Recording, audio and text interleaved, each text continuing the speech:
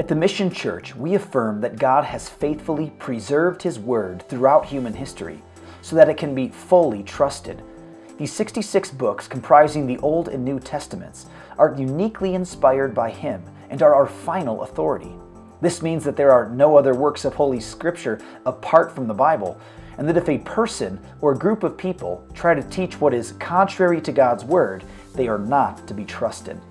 2 Timothy 3:16 says, "All Scripture is breathed out by God and profitable for teaching, for reproof, for correction, and for training in righteousness, that the man of God may be complete, equipped for every good work."